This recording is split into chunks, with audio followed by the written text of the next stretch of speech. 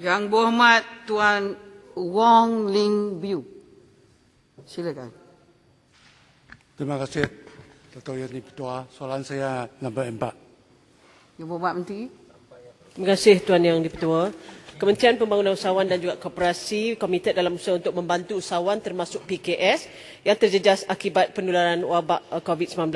Berdasarkan statistik daripada SSM, Suruhanjaya Syarikat Malaysia bagi tempoh Mac hingga September, terdapat 32,469 syarikat perniagaan telah menamat operasi di atas sebab yang pelbagai. Walau bagaimanapun, statistik juga menunjukkan bahawa sehingga Oktober 2020, terdapat lebih kurang 281,781 entiti perniagaan baru yang telah pun didaftarkan.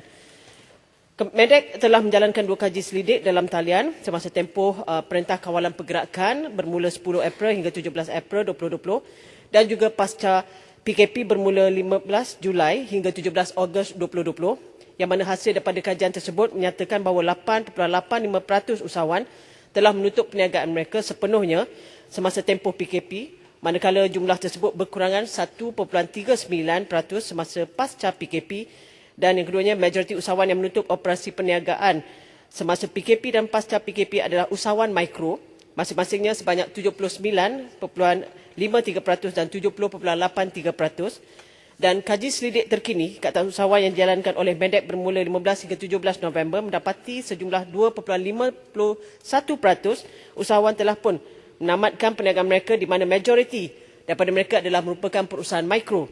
Walau bagaimanapun, daripada peratusan usahawan yang telah menamatkan perniagaan, 88.37% usahawan bersedia untuk memulakan semula perniagaan dengan produk ataupun perkhidmatan baru.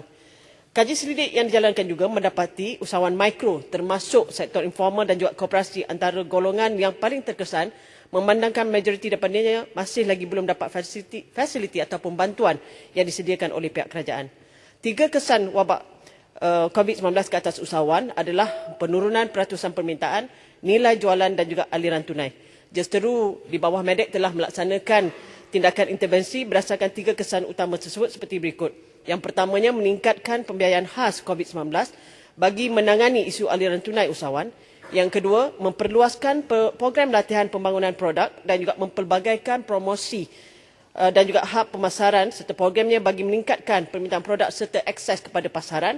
Dan yang ketiga, mengadakan program adaptasi teknologi dalam usaha meningkatkan inisiatif digitalisasi dalam operasi perniagaan. Di bawah Pelan Pemulihan Usahawan dan Koperasi yang dibangunkan, digariskan 6 strategi utama di bawah Medek bagi menyokong kestabilan ekosistem usahawan, memulih semula operasi perniagaan usahawan yang terjejas dalam tempoh segera dan memastikan usahawan kekal berdaya saing dan mapan.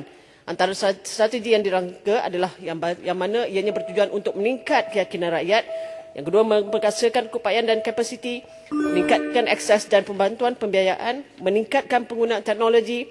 Yang kelima, membuka dan memperluaskan pasaran. Dan yang terakhir, menyampaikan perkhidmatan dengan lebih berkesan. Terima kasih. Soalan tambahan. Terima kasih, Timbalan Menteri. Soalan tambahan saya. Perniagaan di Sarawak banyak ketinggalan berbanding dengan semenanjung Malaysia. Tidak kira sama ada sebelum atau selepas pandemik wabak COVID-19. Apakah langkah-langkah yang boleh dilaksanakan oleh pihak kerajaan untuk membantu usahawan-usahawan di Sarawak? Yang Berhormat Timbalan Menteri. Okay. Terima kasih untuk Yang Berhormat Syarikir di atas soalan tersebut. Yang Berhormat, sebenarnya kita melihat bahawa program yang dijalankan oleh Medek cukup banyak, terutama sekali apabila selepas pandemik COVID ini, dan kita melihat bahawa Yang Berhormat Menteri Medek juga datangnya daripada Sarawak, dan fokus dan perhatian juga tidak lari, malah beliau cukup committed dalam membantu dan juga membuka pasaran dan juga membantu usahawan-usahawan dan juga koperasi yang terkesan dalam negeri Sarawak. Saya percaya dan saya percaya bahawa kami di Medek juga begitu committed dalam membantu usahawan-usahawan di sana, dan sekiranya Yang Berhormat perlukan, saya boleh memberikan secara detail program-program dan juga pembangunan usahawan dan juga koperasi kepada Yang Berhormat secara bertulis nanti. Terima kasih.